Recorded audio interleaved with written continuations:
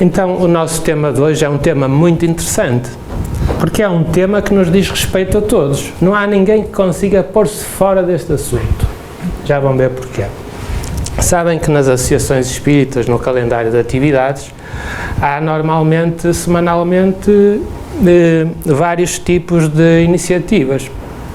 Uma das rotinas dos centros espíritas é ver um grupo, normalmente privado, de pessoas que estão treinadas, educaram a sua mediunidade, pessoas que vão atender os médiuns que entram em transe, no sentido de ajudar aqueles que os amigos espirituais nos trazem com condições de ser ajudados e que se encontram momentaneamente perturbados na vida espiritual, não é?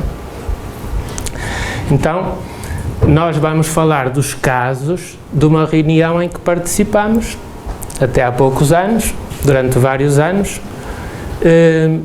e vamos ver o que é que nos ensinam essas comunicações. Algumas coisas, não é, que nos ensinam. Nós poderemos, por exemplo, de alguma forma responder a perguntas: o que são as reuniões mediúnicas, se a vida continua mesmo, o que é o transe mediúnico, se são os médiuns ou os espíritos que falam, para que servem estas reuniões e o que se pode saber sobre como é morrer, não é? Note que o espírito a morrer é tirar o casaco e seguir, não é? Não é tão simples como isso, mas é um exemplo que ajuda. Então cá está. São reuniões que não se devem fazer à toa, ou se fazem dentro dos requisitos mínimos, ou mais vale não fazer, que é um assunto muito sério, não é? E é por isso que os médiuns que vão para essas reuniões fizeram a sua educação da mediunidade, portanto, sabem quais são os seus deveres, qual o treino que devem ter nesse dia para ir serenos, tranquilos. São umas reuniões que, apesar de se lidar com casos muito perturbados, por vezes, nem sempre, mas às vezes também, têm um clima de paz, de fraternidade. Sabem, quando numa sala está um clima tão bom que a gente parece que o apalpa? É um bocado assim, são reuniões muito preparadas, porque além da equipa de espíritos encarnados, não é? De pessoas no corpo físico, há uma equipa maior de bons espíritos especializados na área da saúde, médicos, enfermeiros, seguranças e outro tipo de especialidades que nós nem discorremos, que são quem assegura o bom êxito e o bom decurso e a assistência àqueles que são trazidos para ser ajudados, não é? Então, o objetivo principal destas reuniões é ajudar aqueles que partem e estão temporariamente a precisar de ajuda e não conseguem ser ajudados naquele momento só pelos amigos espirituais, o que acabaria por acontecer. Então, o tipo de transe mediúnico que se usa nessas reuniões, porque é mais produtivo, é a chamada incorporação. Sabem o que é? É uma palavra que não é muito correta, porque parece que o espírito comunicante entra no corpo do médium, mas não entra, envolve, não é? Envolve, e as emoções, os pensamentos, as ideias, o médium consegue interpretá-los com bastante fidedignidade. Então, nós podemos fazer isto, 1h30, 2 horas e termina, depois só para a semana, e as coisas ficam por aí, o objetivo está atendido. Mas se nós formos registando algumas coisas, por exemplo, se gravarmos os vários transes dos médiuns em áudio, num gravador de som, no dia seguinte podemos tirar algumas características e juntar dados que podem ser tratados estatisticamente, não é? Então, para quem nunca pensou neste assunto, isto compreende-se como? A vida continua porque este é um dos nossos corpos, é o corpo mais denso, o corpo físico, não é? Matéria densa. Nós estamos aqui como que numa bolsa de estudo, não é? A gente entrou pela reencarnação para aprender com determinados objetivos e a bolsa vai terminar e a gente regressa à casa, certo? Quando a gente regressa à casa, o invólucro material, o corpo físico, morre e nós normalmente perdemos a consciência, como quando adormecemos, e exteriorizamos-nos com um corpo espiritual. Mas nós não somos nem o corpo físico, nem o corpo espiritual. Nós somos seres espirituais, somos espíritos, não é? Aquele que pensa, que sente, que arquiva as camadas de aprendizagem, etc. Então a morte, desencarnar, é o desligamento irreversível do que nos liga ao corpo físico. Dito assim até parece fácil, não é? E a gente já fez isto muitas vezes, o que não se lembra. Então, o transe mediúnico, houve até um Código Internacional das Doenças, que é a documentação universal a nível da saúde, que classifica o estado de transe como a perda transitória da identidade com manutenção de consciência do meio ambiente. Distingue entre os normais, ou seja, os que acontecem por atuação de espíritos desencarnados, dos que são patológicos, certo? Que são perturbações da saúde mental, que não é o caso dos médiuns. Casos em que a pessoa entra em transe durante as sessões mediúnicas não são considerados doença. Porquê? Porque a pessoa entra em transe, vem bem, entra em transe e sai bem, certo? Portanto, é uma coisa que não traz qualquer perturbação, é normal. Portanto, até este transe mediúnico está aceito a nível da própria ciência. Portanto, os assuntos que nós vamos tratar são válidos quer para materialistas que acham que tudo morre com o corpo físico, depois vão ver que não é assim, como é normal, e também são válidos para quem acha que a vida continua. Então, e são os médiuns ou os espíritos que falam? O que é que acham? São os espíritos. São os espíritos que falam, mas a gente ouve a voz do médium. O médium é o meio. É o meio, não é? Eles falam pelos médiuns, não é? Mas não falam com a sua linguagem. Basicamente, podem influir com as palavras que gostam mais de usar. Estou-me a rir, sabem porquê? Houve uma vez um transe que eu me lembro de um médium, um amigo nosso que já está desencarnado, em que ele era uma pessoa muito educada. E então, a dada altura, vem daquelas senhoras da Ribeira, de palavra solta, de vernáculo puro, não é? E então ele, mas que raio... E ele começa a ti. Ele começou a patinar e conseguiu evitar o palavrão logo no início da manifestação, pronto. Esse que eu me estava a rir. Portanto, eles falam através do médium, mas há uma filtragem mediúnica, não é? São sujeitos a uma influência. O que interessa é o estado da alma, não é? Basicamente, parece ser um bocado como a telepatia. A telepatia funciona entre nós de uma forma muito normal. É tão normal que a gente nem dá por ela. Entre pessoas afins, não é? Quanto mais afinidade entre as pessoas, mais se processam os fenómenos telepáticos. E a telepatia não é só passar o pensamento, é passar um estado da alma, certo? Com emoções, etc. E basicamente o que acontece na mediunidade de psicofonia, que é o termo correto para a incorporação, é mesmo essa capacidade do médium apanhar as ideias e o estado da alma e verbalizar. Então, quando verbaliza, a gente pode dialogar e podemos levar a conversa para um porto seguro, certo?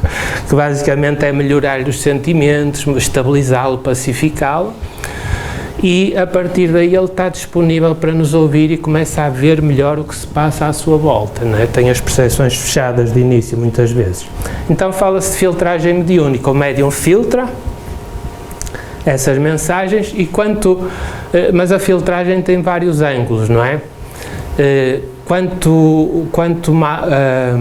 É um assunto que não vamos abordar aqui, senão passamos muito tempo. Outro assunto. Então estão a ver, lembram-se de ter falado dos apontamentos no dia seguinte, se era um espírito de perfil masculino, feminino, o tempo da duração do esclarecimento, que tipo de problema começou por apresentar, não é? Essas coisas que a gente preenche numa tabela, que é sempre igual. Nós temos, por exemplo, o motivo da desencarnação. Aqui são praticamente 200 de casos atendidos e anotados. Em 57,9% não foi possível apurar a causa da morte. Vocês sabem que às vezes a gente parte e já do lado de lá nem sabe porque é que bateu a caçoleta. Quem diria? Não acham que é melhor assim? Quer dizer que a gente perdeu a consciência e passado um tempo variável despertou na vida espiritual, não é? Quando a gente desperta é bom que esteja em condições de ver aqueles que nos vêm ajudar, mas nem sempre isso acontece. Depende do que fazemos no dia-a-dia. Então estão a ver causas mais frequentes de morte nestes casos, que foi possível apurar. Temos doença aguda, infarto agudo do miocárdio, doença crónica, oncológica, isto pelas manifestações dos sintomas durante a conversa. Estão a perceber? Acidente de viação, etc. Estes pósteres estão disponíveis na internet, grátis. Então, o que é que basicamente as pessoas que vão falar com o médium em transe estão treinadas, entre aspas, para fazer? Primeiro é ouvir. Porque se a gente não ouvir, não sabe que problema pode atender. Os problemas são tão diferentes. Não é? Às vezes manifestações separadas por 1 ou 2 minutos no mesmo médium são tão distintas, tão diferentes. A gente tem que ouvir para perceber. E há situações em que aparece o médium exprime a atmosfera de sensação de dor que o espírito possa trazer, pode não a ter também, mas se tiver uma sensação de dor, não está disponível para conversar connosco. A gente, quando tem uma dor de dentes, quer lá saber que nos contem uma história ou uma anedota, não é? Pode ser. A gente tem que aliviar para estar disponível para conversar. Então, curiosamente, quando há estas sensações de dor, que, por exemplo, no caso dos suicidas é muito mais expressiva que nos outros casos, curiosamente, o que funciona bem não são injeções. Sabe? É uma coisa muito simples, que só visto a eficácia, como é que funciona? É uma prece espontânea e curta. Bons sentimentos, não é? Mesmo que a pessoa esteja a queixar-se, o espírito desencarnado esteja a queixar-se através do médium, a gente interioriza bons sentimentos, faz uma prece curta e eles começam logo a sossegar, porque eles, ao ouvir-nos nessa prece, criam condições para fixar a ajuda que os amigos espirituais estão a tentar proporcionar, certo? Mas mentalmente eles têm que a fixar e para isso têm que se predispor, se aproximar dessa situação vibratória. Então, quando aquilo alivia, não é? Parece fácil, mas funciona, é o que a gente sabe, eles começam a conversar connosco de diferentes maneiras. Então a gente aliviou. Às vezes não têm sensação de dor nenhuma, não é? Começam logo a conversar. E aí a gente tem que perceber o que é. Se eles sabem que já estão na vida espiritual ou se não sabem. Isto, para quem nunca ouviu falar no assunto, é esquisito. Então eles estão na vida espiritual e não sabem. O que é que se passa? Não faz sentido nenhum. Faz todo sentido. Porque quando a gente desperta na vida espiritual desligado do corpo físico, tem dedos, tem orelha, não é? Tem pé, temos um corpo, só que é o corpo espiritual. E eles acham que é o corpo físico. Portanto, estão vivos, não morreram. Como é que a gente lhes vai dizer que já estão do lado de lá? Não é? E também é preciso cuidado, porque espírito desencarnado tem tanto ou mais medo da morte do que qualquer um de nós. E a gente não os pode deixar em pânico, porque vibratoriamente não ajuda, certo? A gente vai dizendo de mansinho, se sabe que já partiu, o que é que acha? Não pergunta isso. O que é que achas que a vida continua? Quando há muita gente, mas olha, não se sabe ao certo. E não sei que mais, por aí. Às vezes havia reuniões na que nós frequentamos em que, por exemplo, um espírito de perfil masculino a manifestar-se através de uma senhora médium, havia pessoas que eu cheguei a ver no século passado a pegar na mão da médium e passar pelo peito. E o homem, o espírito desencarnado masculino, ficava em choque. O que é que tu me fizeste? Com seios. Ele não tinha seios e a médium tem seios. Não há necessidade de fazer essas coisas. Não é? É chocar. A gente vai com jeitinho e explicar as coisas na mesma. Posso? Sim. Quando estava a falar dos suicidas, sim. Daquilo que li e que ouvi, portanto, um suicida continua a ter o seu fluido vital. Continuou depois de ter mais a sua vida, mas em termos de fluido vital... Tem as ligações ao corpo físico, não é? Exatamente. E ele está numa zona umbralina, ou pior, em que é atormentado pelos espíritos menos amigos, digamos assim, pelo acto que cometeu. É natural que um espírito suicida consiga sair desse transe, digamos assim, para poder recorrer a um médico de auxílio? Eles são trazidos, certo? Pelos amigos espirituais, mas nem sabem que estão a ser trazidos. Pois, o estado de perturbação, não são só os suicidas. nem sabem como é que chegaram ali, como é que nós estamos a falar com eles, mas são trazidos, não é?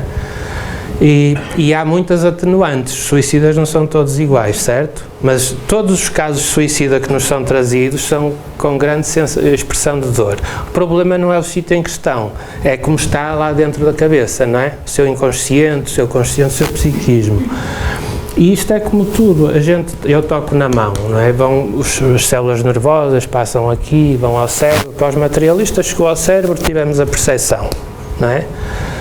Mas para nós é mais do que isso, não chega a chegar ao cérebro, tem que passar pelo corpo espiritual e o espírito ter consciência da percepção. Quando nós nos vamos desligar do corpo, subitamente, antes do tempo, os liames que nos ligam o corpo espiritual ao corpo físico, as ligações, são mais difíceis de se dissipar. Mesmo que já tenham passado os anos e ainda não estejam dissipadas, nós podemos estar com aquela sensação de dor fixada num bloqueio traumático, certo? Mental, e estar a recriar sensações de dor que já não há razão para existir até, mesmo muitas vezes fora dos casos suicidas. Então o que se faz é mesmo essa intervenção de urgência terapêutica. Normalmente há uma conversa breve, depois da pressa as dores aliviam, conversa breve, geralmente é um a confessar do que fez, que se arrependeu mas já não conseguiu voltar atrás, são adormecidos pelos amigos espirituais e são levados por eles para tratamento. É complicado. Mas não vão ficar sempre numa situação de sofrimento, vão recuperar, etc, etc, não é? Só que muitas vezes há problemas que causam dano mental, que projeta no corpo espiritual e às vezes em vidas sucessivas voltam a manifestar com problemas. Alguns das pessoas alienadas mentalmente que nós vemos aí na rua, com sérias perturbações mentais, foi gente que, por exemplo, deu um tiro na cabeça, certo? Ou pessoas com deficiências físicas, não é? Sim, mas não podemos generalizar, porque a interpretação da situação no inconsciente, a partir do inconsciente do ser, pode dar um mesmo resultado a partir de causas diferentes, não é?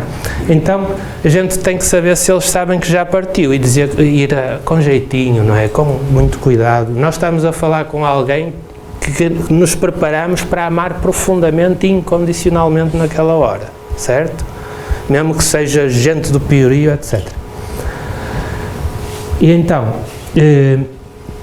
a gente suaviza. A dada altura nós estamos com uma conversa tão fraterna que eles já melhoraram as percepções e começam a descrever, como é que eu cheguei aqui? Nem dei por nada e não sei o que mais, olha, isto está ali, não sei o que mais, isto o que é que eles estão a fazer? Começam a ver a equipa espiritual a atuar sobre aqueles que nem se vão manifestar através dos médiuns, mas necessitados, e descrevem-nos isso e tal.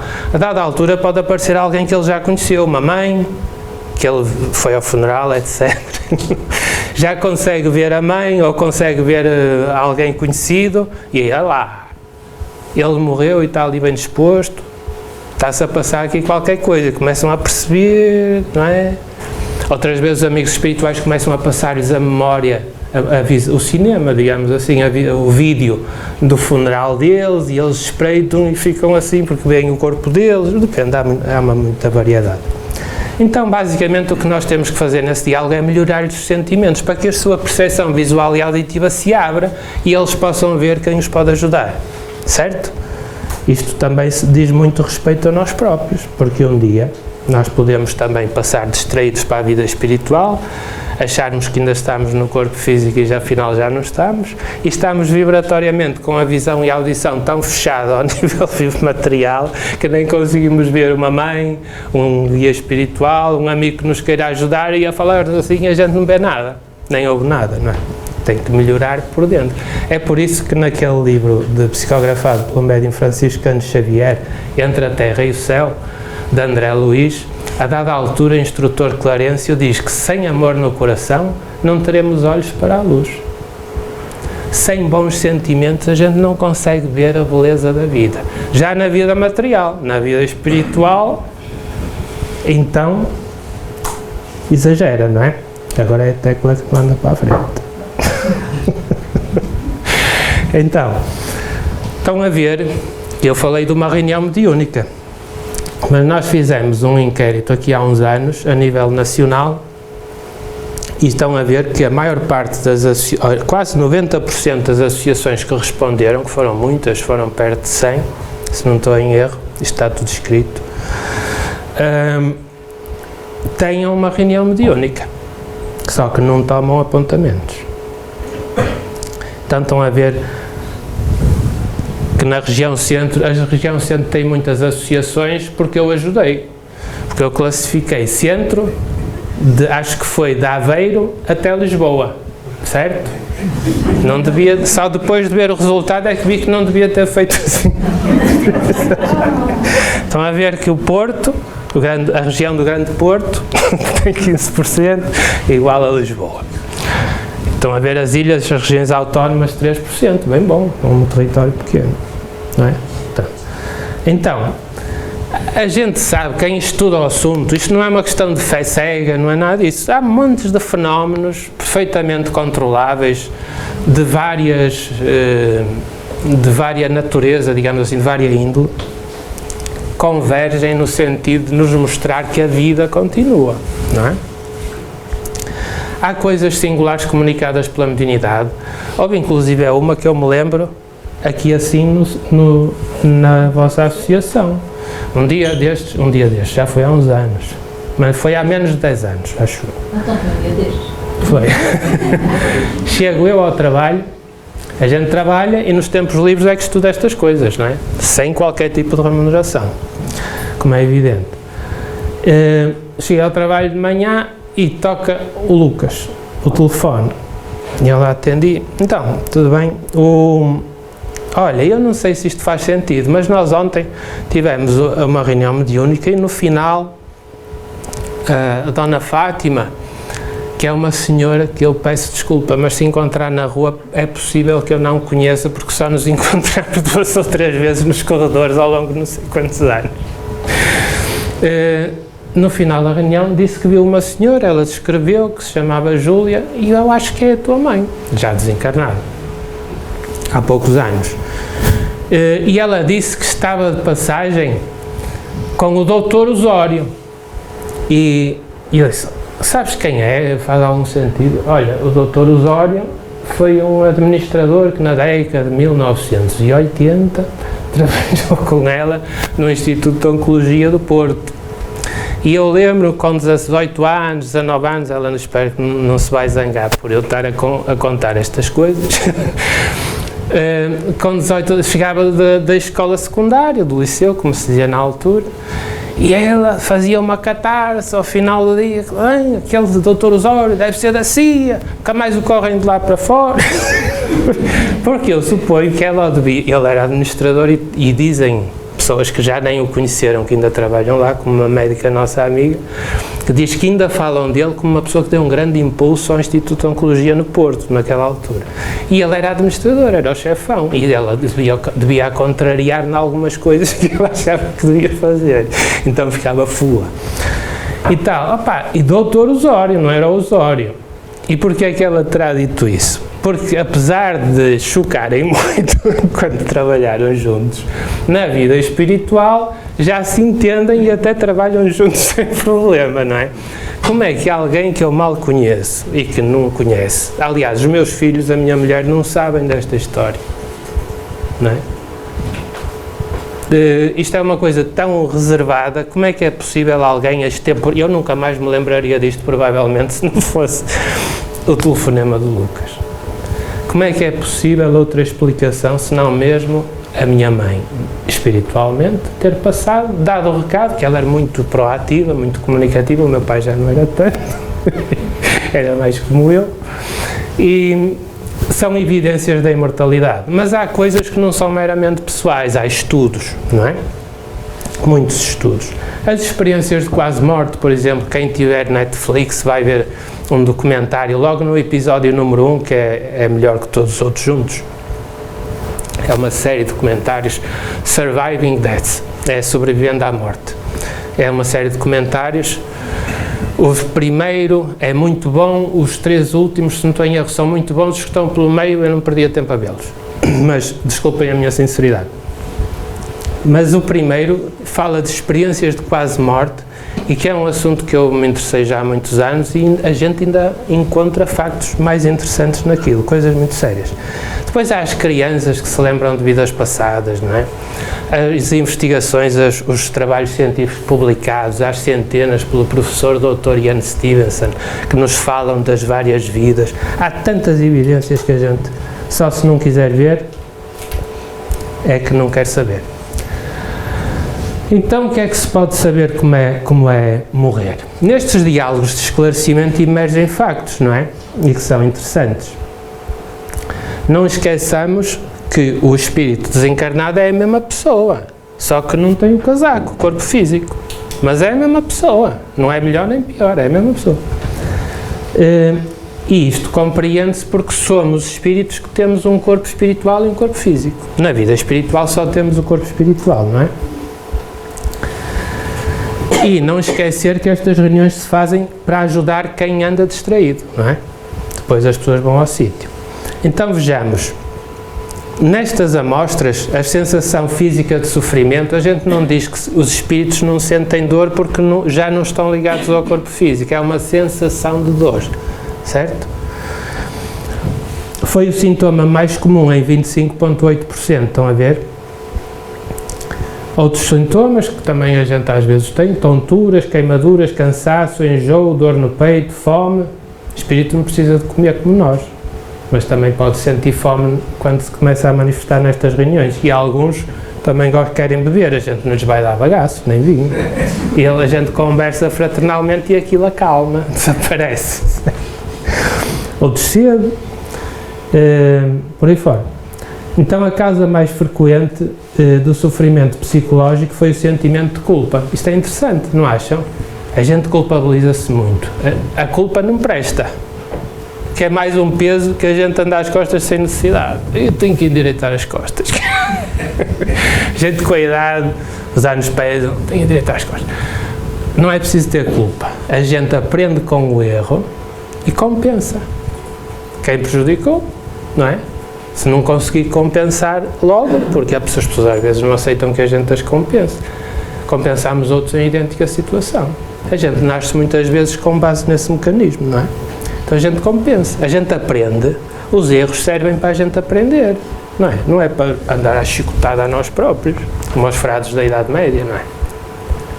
A gente anda, quando eu comecei a aprender a escrever as cópias, com a Cláudia acho que não foi assim, pela cara dela, mas quando comecei as cópias, ainda fazia alguns erros nas primeiras, e a professora, vermelho, paz, e eu, raspado, e nos primeiros ditados então é que foi uma desgraça. Mas hoje é difícil eu dar um erro, porque eu aprendi com os erros que fiz, não é? Ter a sabedoria da incerteza, mesmo quando eu acho que sei escrever bem, se me surge uma pequena dúvida, eu vou conferir a referência. E às vezes não era como eu pensava. Isto agora já não é assim, isso era de antes. Agora raramente é assim. E quando leio um texto de alguém que acho que aquela palavra não existe ou está mal escrita, vou conferir antes de emendar. Porque ele pode saber mais do que eu, não é? Então, é interessante isto da culpa. Estão a ver que a gente acumular culpas pode ir para a vida espiritual com mais esse peso. Não vale a pena. Nós vivemos numa cultura judaico-cristã que se faz de culpas, porque se nós controlarmos uma população culpada, exploramos-la melhor. Estão a perceber? É um negócio. A gente não pode entrar nesse negócio. Culpas que fiquem eles com elas. A gente aprende e anda para a frente, certo? Pronto. Há recorrentemente espíritos neste tipo de reuniões. Eu no início já não sei se disse, se não disse devia ter dito. Há aqueles que desencarnam e vão bem, não é? Veem quem os vem ajudar e seguem. Agora, estes são só os que precisam de ajuda. A gente só está a falar da malta que precisa de ajuda, não é? Os outros a gente não tem dados sobre eles. Então não sabem que estão desencarnados. Alguns sentem-se num lugar diferente ou não, mas como se sentem vivos, como é que estão mortos? Que estupidez, não é? Estão vivos, não morreram. Porque acham que o corpo espiritual é o seu corpo físico. é natural que pensem assim. Depois vão descobrir, alguns sabem, vêm manifestar-se e já desconfiam, e outros sabem mesmo que estão desencarnados, como é o caso dos obsessores, esses sabem que estão desencarnados e o que andam a fazer. Mas quando vêm, geralmente é para mudar de vida. Então, quer o médium seja masculino ou feminino, e como é que eles não sabem? Estão a ver quando a gente vai adormecer. A gente não sabe o momento, o minuto, o segundo em que adormece, nem a hora em que adormece às vezes. A gente adormece e perde. Só que quando acorda é que pode ir ao relógio e ver, afinal já dormi, não é? E desencarnar às vezes é o desligar da consciência, que é uma defesa, uma bênção, não é? Não é sempre assim, mas muitas vezes é assim. Então a gente quando vem a nós, já está na vida espiritual não por nada. É como quando apanhamos uma anestesia geral. Quem é que já apanhou uma anestesia geral aqui? Eu só apanhei uma no outro dia. Foi fixe. Não é? A gente eles vão a contar. Conta até 10, 9, 8. O médico anestesista faz assim, ou assim, nos olhos. E a gente... foi-se. Quando a gente vem a nós, já estamos no recobro. Não é? Antes assim. Desencarnar às vezes é um bocado assim. A gente já está no recobro e julga que ainda vai ser operado. Então, estão a ver que há muito, quer o médium seja masculino ou feminino, há muitos mais espíritos comunicantes precisar de ajuda. Muitos já ouviram falar nisto, mas eu acho que é significativo. Há muitos mais de espíritos de perfil masculino a precisar de ajuda do que de perfil feminino. Isso também não és admirado. Mas também aparecem de perfil feminino. Certo? Agora vejam, estes dados são novos, não são do meu grupo mediúnico, são de Braga, da Associação Sociocultural Espírita de Braga, ainda estou a trabalhar. Estão a ver? Em 2018, 2019, 20, 21. Este perfil masculino estão a azul, a condizer. E cor-de-rosa, perfil feminino. Estão a ver que eu até ponho isto a condizer. Então, 98 casos de masculinos em 2018 para 54 de femininos. Os 22 eles dizem que não conseguiram esclarecer. Às vezes são comunicações abreviadas que não desenvolvem conversa e não há dados, certo? 44 casos de diferença para os masculinos. Olha, em 2019, 132 masculinos para 85 femininos, 6 indefinidos. Não é? Depois ali em 2020 trabalharam um pouco. 30 masculinos para 12 femininos. Estão a ver? Médios masculinos e femininos. Ainda não os separei nos dados, mas ir ver. 2021, 84 para 47, 37 de diferença. A gente tem que estudar isto. Isto deve querer dizer-nos qualquer coisa.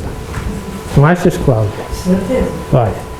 Bem, isto já é no nosso grupo mediúnico outra vez. Um amigo nosso, um jovem médico, descobriu, nos 200 casos, que os espíritos de perfil masculino demoravam muito mais tempo, estão a vermelho, bem? Muito mais tempo a perceber, durante a conversa de esclarecimento, do início até ao fim.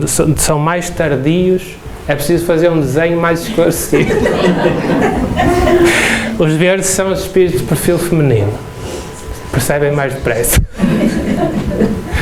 Eu estou curioso para saber se isto acontece noutros grupos mediúnicos. Vou ver se em Braga dá o mesmo resultado. Vai-me dar uma trabalheira. Vou ter que ouvir para aí 200 registros de áudio, do princípio até ao fim, tomar nota dos minutos, na tabela, por ali fora. Vai demorar um bocado. Nos tempos livres, claro. Mas estou curioso para saber. Então estão a ver. Também se percebe nestes casos, através destes dados, que o motivo da desencarnação só por si não determina a pior ou melhor entrada no plano espiritual, não é? Mas parece ser evidente nesta amostra que alguém que morre de causa acidental terá maior probabilidade, 58%, 11 em 26 casos, de apresentar queixas de predomínio físico. Quer dizer que se tiver uma desencarnação violenta, um acidente de viação, qualquer coisa assim, terá maior probabilidade de exteriorizar sensação de dor física. Não quer dizer que exteriorize mesmo em todos os casos a sensação de dor física. Allan Kardec estuda isto muito bem no livro O Céu e o Inferno.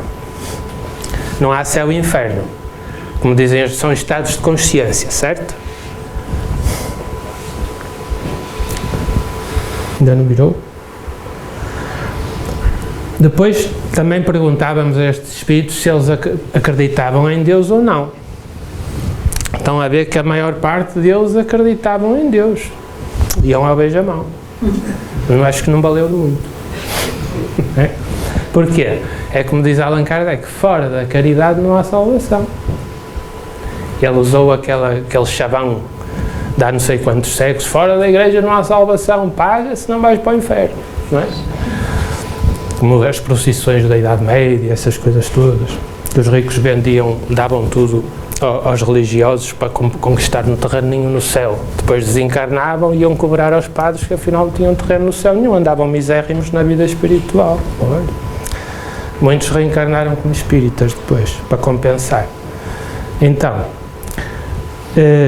é a caridade no sentido de ser o bem incondicional. A gente ajuda só pelo prazer de ajudar, certo? É isso que é a caridade em termos espíritas.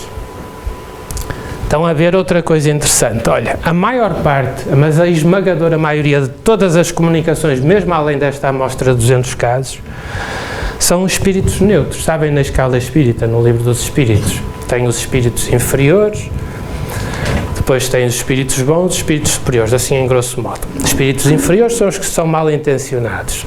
Depois tem os neutros e depois começam os bons espíritos nas várias categorias. Então, a maior parte dos... não basta ser neutro, porque parece que também a gente não se sai muito bem na desencarnação aos inícios. Ser neutro não chega. É preciso fazer qualquer coisa mais. Ser neutro é não ser bom nem mau. Estão a ver? É um dado importante. Acho que nos ajuda a saber estas coisas. E depois vejam, no final do esclarecimento, há algum espírito amigo que os vem buscar para ter o trabalho pesado, que a gente é só conversa, não faz mais do que isso. Só os ajuda na conversa ali 15 minutos, 20 minutos, mais difíceis, meia horita, mas são poucos, é menos que isso. Depois eles é que têm que soar com eles, não é?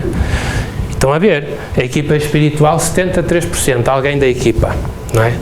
Um espírito amigo que eles não conhecem. Depois familiares, mães, pais, avós, etc., 18,7% que vieram buscar. E depois outros, 8%. Pode ser o vizinho, o professor, qualquer coisa assim. Portanto, estão a ver, o que é que isto nos quer dizer? Então a minha mãe não me veio buscar. Pode ter vindo e a gente não a viu. Se ela estiver em situação boa, face ao nosso nível espiritual. Mas isto quer dizer que nunca ninguém está desamparado se criar condições para ver quem vem ajudar, não é? Não acham que é uma boa notícia? Ninguém está desamparado, em situação alguma. Isso vê-se bem no nosso lar. Sim. E houve um livro que eu li que adorei, que foi Ação-Reação. Sim, sim, é muito bom. Também. Está tudo na nossa mão. A gente tem é que perceber como dar a volta, não é? Então, é verdade que os estudos de Allan Kardec já deixavam estas e outras conclusões mais alargadas, não é? Mas é interessante a gente pegar nestes dados e criar problemas, criar questões, perguntas, não acham? Pensar. A gente sabe, por exemplo, que há muitos espíritos por filmes que vêm manifestar-se nas reuniões em geral, vamos conferir isso, não é só na nossa. Mas o interessante é que colocar hipóteses porque é que é assim. Dá pano para mangas, não é? É um assunto de estudo muito interessante, levantar hipóteses. Vou só pedir que deixem as questões para o peço desculpa. Também é o último slide. É uma boa notícia. Então,